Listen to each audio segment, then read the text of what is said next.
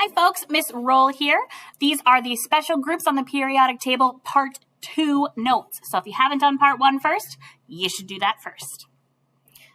All right, so our objective, our learning target here is that I can identify which special group elements are in. Knowing this tells us a lot about those elements. So we want to know what some of these special groups are. So group number 2 is our alkaline earth metals. They're just a little bit less reactive than our alkali metals, but they are still relatively reactive. Fairly reactive, but less than the alkali metals, like I just said. They're found in compounds in the Earth's crust. That's why they're called alkaline earth metals. So a lot of like rocks and things have these elements in them. And then they have a high melting point, takes a lot of energy to melt these things, and they have a pretty low density, so they're lighter. Now we've got transition metals. This is kind of what I call the squatty part in the middle here.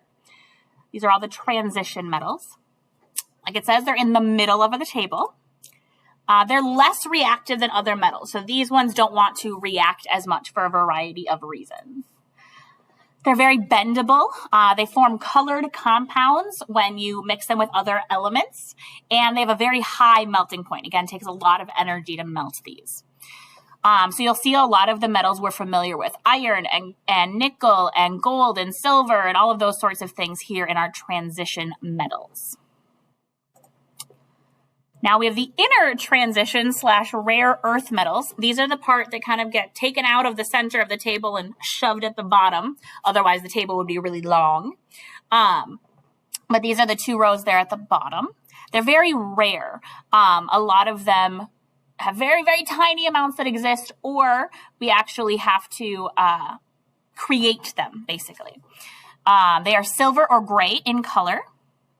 Many are synthesized. That's what I was talking about with this. Sometimes we have to create them, meaning we have to smash, protons, neutrons, and electrons together to get them to make these particular elements. And then they're unstable. This is why we have to synthesize a lot of them, because they decompose, they fall apart into other elements. So this is where we get like radiation, radioactive from. That's from unstable elements decomposing into other ones. Yep, and they're the lanthanides and actinides. Those are the names for those 2 columns on our inner transition and rare earth metals. All right, we have group 7 or 17, depending on your numbering system. These are the halogens. They are the most reactive of all elements. If you want to see a dramatic reaction or you want something that's going to react with a lot of stuff, chances are good it's going to have a halogen involved in it. They're also poisonous.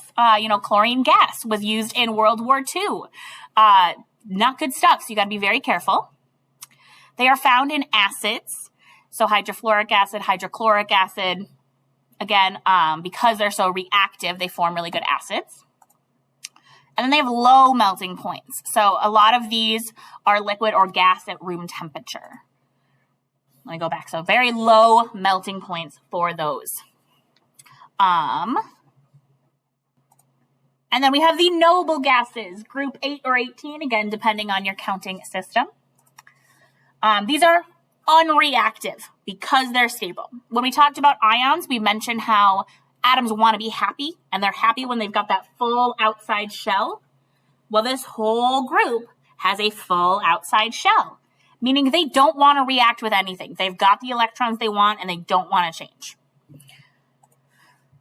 They're colorless, odorless, not flammable. They don't do a lot, right? Helium from balloons and things. But again, it's colorless. It doesn't smell like anything. It's not going to light on fire very easily. It's because it's a noble gas. All right, and that is it for our part 2 notes. If you have any questions, make sure that you ask someone. That's always one of the best ways to learn, and hope you have a fabulous day.